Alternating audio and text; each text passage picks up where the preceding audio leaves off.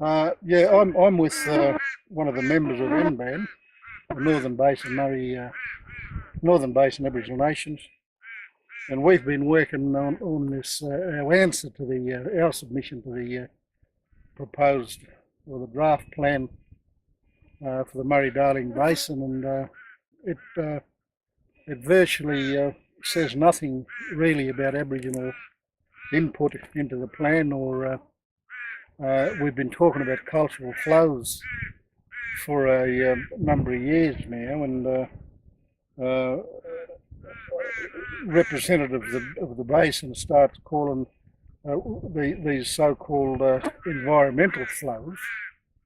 They call them cultural flows now, which is trying to believe. To me, it's just trying to put us off. But what do we get out of it? Nothing, I believe. And one of the things that we're trying to do in Wilcannia, and not just the Aboriginal people, would benefit of it. But it's we've been fighting now and pushing to have a weir installed in Wilcannia to assist the land council here in terms of a bit of irrigation on the property that we have. And it creates employment for Aboriginal people, and is this what water is about? Uh, uh, if the farmers or the irrigators can go and take what they want, well, I believe we should have a share of it too. Uh, I've been up around Queensland where people carry on and say if the water falls on their land, it's their water. Well, I don't believe that. That's not the way nature I meant it to be. But if you look around you here with we're just below Wilcannia, about 10 kilometres out of town, and this lake here we call the Waichuka Lake, and it fills when the river is full, and it drains. Well, the 90% of it drains back out when the river goes back down. One of the campaigns that we're going to thing that we're doing is to try and get the permission to keep this lake full.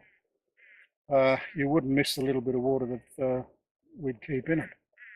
It creates a wetland. It's for cultural purposes, tourism, and it's good for the bird life and the aquatic life and everything.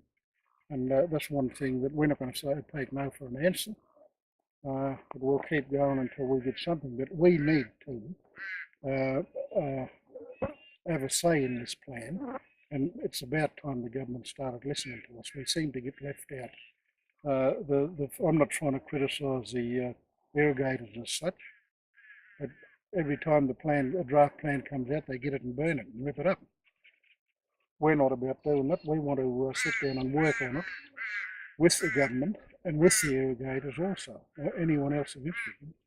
But we want a be heard in what we're saying about it also. So, and we'll keep going until hopefully we'll get something out of it. Yeah. Yeah, this part of the country, of course, this is where we propose to put a weir here. The one that's the current one is it's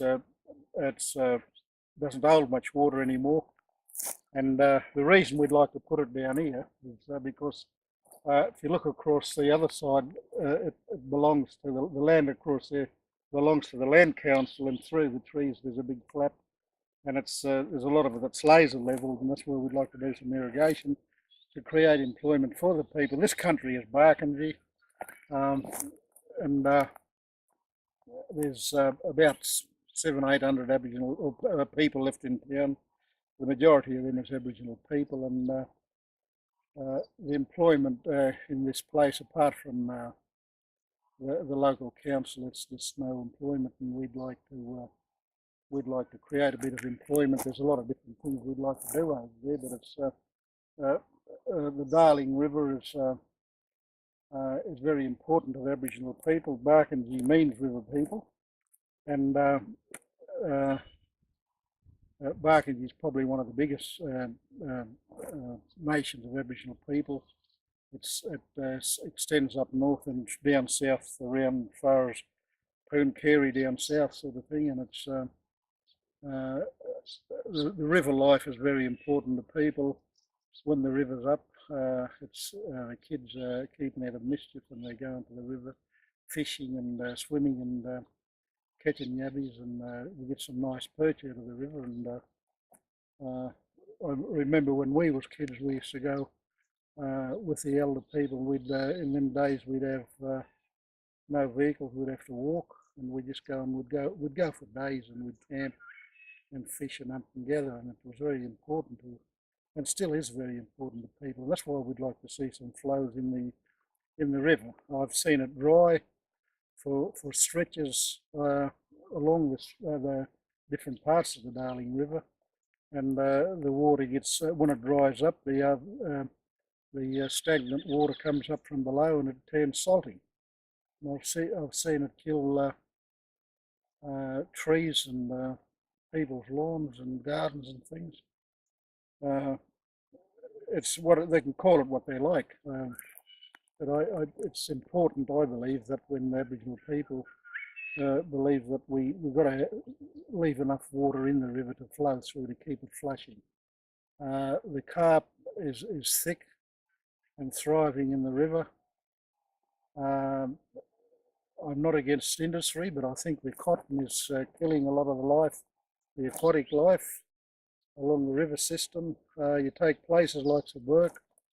I've seen all that cotton country underwater. They used to advertise on television and say it doesn't go under flood. Well, I've seen it under flood, and it's just total lie, is what they've said on 2WEB. And that sort of stuff, all the pesticides and things comes off and runs into this river, and it does a lot of damage. We need to start looking after the river, and it takes everyone as to put a contribution towards it.